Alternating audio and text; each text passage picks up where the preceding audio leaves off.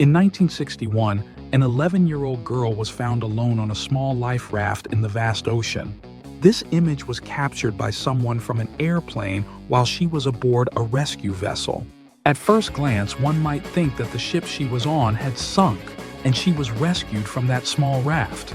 However, the story behind this young girl is much more complicated. Welcome to Wreck Stories.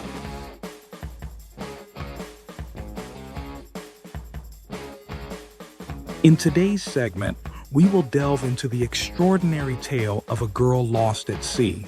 Of course, this is not the first time we discuss individuals who have disappeared in the ocean.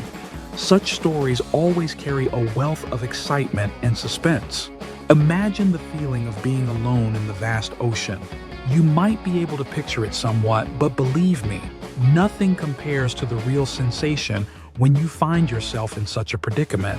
Our story begins with the family of Dr. Arthur Dubrowy, a highly successful American ophthalmologist and adventurer who loved sailing. One day, he decided to take his family on a vacation aboard a small yacht to hop between islands and spend several days at sea. This maritime journey was an opportunity for the family to bond and enjoy nature. The family consisted of 5 members: Dr. Arthur Dubrowy, the father; John Dubrowy, the mother; the eldest son, Brian, who was 14 years old at the time; and the middle daughter, Teri, our story's heroine, who was 11 years old; the youngest daughter, Renee, who was 7 years old. Dr. Arthur rented a small yacht called Bluebell, which was a luxurious vessel featuring cabins and a lower deck. Although Dr. Arthur had some experience in boating, he enlisted the help of his friend Julian Harvey, an expert sailor who had served in World War II. Julian and his new wife, Mary Dean, joined the trip, bringing the total number of people on board the yacht to 7. The journey commenced from the state of Florida on Wednesday, November 8, 1961, with the Bahamas as their destination. They began navigating between islands, enjoying their time, and mostly stayed overnight on the yacht when it docked at ports. However, on the 5th night of their journey, they decided to anchor in open water, away from any island or harbor. That night, Mary Dean prepared a special dinner, unaware that it would be their last meal together. After dinner, Teri went to her small room on the lower deck to sleep. Usually, her sister Renee would sleep beside her, but that night she chose to sleep in their parents' room. Around 11 p.m., Teri was awakened by the loud cries of her older brother Brian. He was screaming desperately. Overcome by fear, she hesitated to leave her room at first. She listened to the sounds of shouting and a commotion outside. After moments of uncertainty, she gathered her courage and stepped out to find her mother and brother lying on the ground. The scene was nothing short of tragic. Teri found her mother and brother sprawled on the ground, lifeless. She called out to them, but to no avail. It was clear they had passed away. Gathering what little courage she had left, the young girl decided to move, looking toward the deck of the yacht. She slowly climbed the ladder that separated the lower deck from the ship's surface, and as she peered up, she saw a bloodied knife lying on the floor. Before Teri could fully comprehend the scene, Captain Julian Harvey appeared, rushing toward her. He forcefully pushed her back down the stairs, ordering her to scream, "Get down below!" Poor Teri, just 11 years old, was terrified. She returned to her room, trembling with fear, trying to avoid looking at her mother and brother lying on the ground. She dashed to her bed and huddled into the corner, trying to calm her racing heart. A few minutes later, she heard footsteps approaching her room. Julian Harvey entered, brandishing a weapon, seemingly contemplating whether he should kill her or not. He glared at her with a predatory look, reminiscent of a wild beast. But suddenly, he chose to pull back and leave the room, leaving the young girl shaking in her spot from fear. After a while, water began seeping into the yacht, and it was clear that the ship was sinking. Teri felt helpless and didn't know what to do. Remembering she needed to escape, she ventured out of her room again, leaving behind the bodies of her mother and brother. She had no idea what had become of her father and younger sister, but she felt deep down that their fate might mirror her own tragic one. Teri climbed back up to the deck and saw Julian Harvey desperately trying to prepare the lifeboat. When he spotted her, he shouted and ordered her to grab the line from the lifeboat he was attempting to throw into the water. But she was weak, her small hand frozen from the cold, and the line slipped through her fingers, quickly drifting away. Julian Harvey sprinted and leaped into the water, trying to catch up with the lifeboat. Ironically, this simple mistake might have saved Teri's life. If she had caught the line as he had instructed, he might have killed her. Thus, she found herself alone on a slowly sinking yacht. Teri began searching for anything that could save her, but found only a small raft, barely big enough for her small frame. She clutched the raft with all her strength as the yacht sank entirely, but she managed to stay afloat on the water's surface. Now Teri was alone in the vast dark ocean. All around her was the endless sea, and the biting cold surrounded her from all sides. She felt immense fear, the psychological pain almost crushing her as she had witnessed her family being murdered before her eyes. And now she found herself alone in a place devoid of hope. The night dragged on painfully, and she could see nothing but the moonlight reflecting off the water's surface. The following morning, the situation hadn't changed. Hunger and thirst began to gnaw at her small body, and the scorching sun only exacerbated her suffering. She became aware that her faded clothing would do little to help her be seen from a distance, and that her chances of rescue were extremely slim.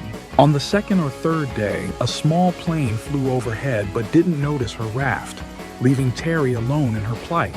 Teri was screaming for help, waving her white shirt, but no one could hear her. Up in the air, the pilots were secure in their planes, while the temperature on the surface soared to 98 degrees Fahrenheit, just scorching. But being out in the sun all day meant her skin burned easily. So, to cope, Teri would take some seawater and sprinkle it on herself, giving her a momentary sense of relief. But when night fell, the warmth flipped to a bone-chilling cold. Out there in the middle of the ocean, the days were hot under the relentless sun, but the nights turned freezing. This cycle continued day after day for 4 long days. Just imagine that situation for an 11-year-old girl. It was brutal.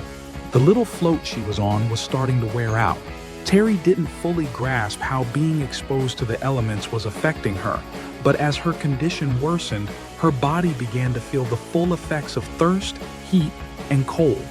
Yet, a stroke of luck was on her side.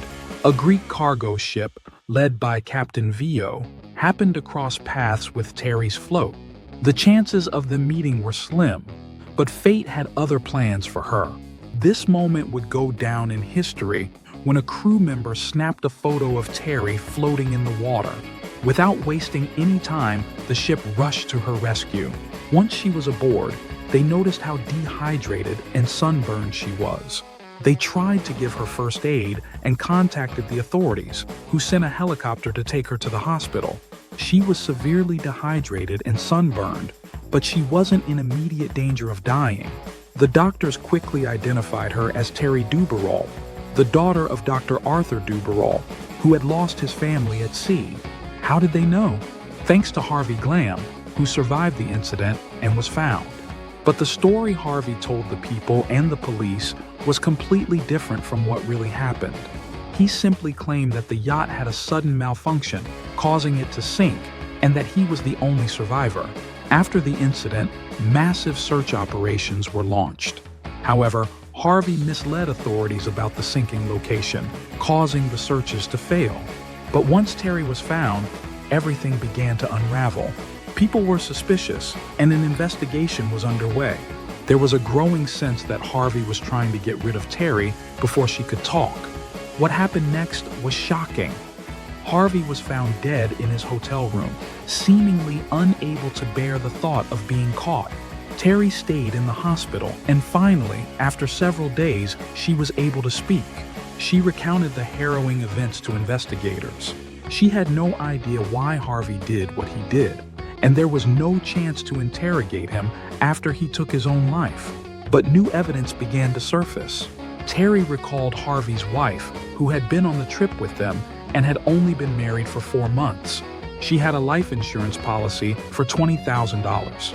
If she died, the payout would double to $40,000.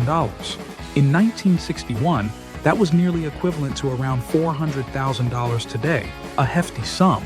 Investigators suspected that Harvey had intended to kill her on the yacht and make it look like an accident at sea. In the end, everyone was dead, leaving it to appear like a tragic mishap. But why hadn't he killed Teri when he had the chance? It was all so murky. He had tried to drown her, but the life rope she slipped from ended up saving her. Or maybe he thought she would sink no matter what. What ultimately revealed everything? Well, the whole thing boiled down to greed and a twisted scheme to defraud insurance companies. This incident shows just how a person can morph into a terrifying monster, all for the sake of money.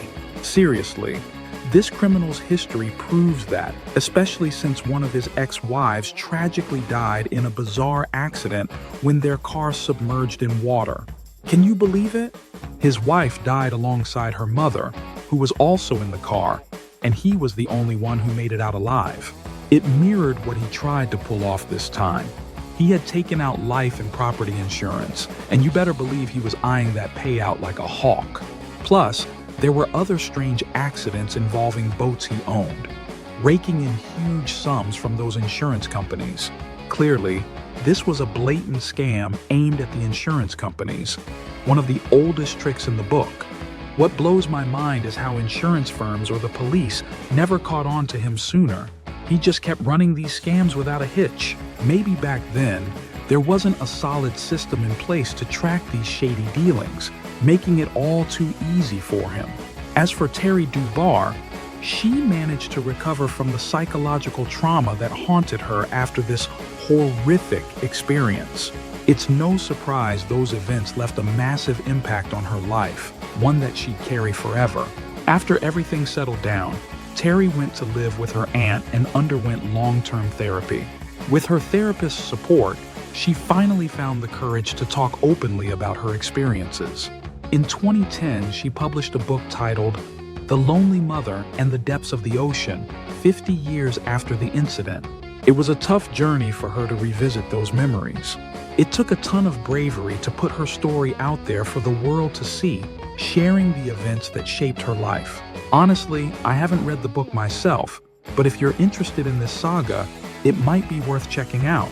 As I wrap up this segment, I hope you found it intriguing. And as always, don't forget to hit that like button and subscribe and turn on notifications. There are 3 previous videos where I share stories about people lost at sea. They're incredibly captivating, so give them a watch if you haven't already. Thanks for tuning in, and I'll catch you in the next video. Stay safe out there.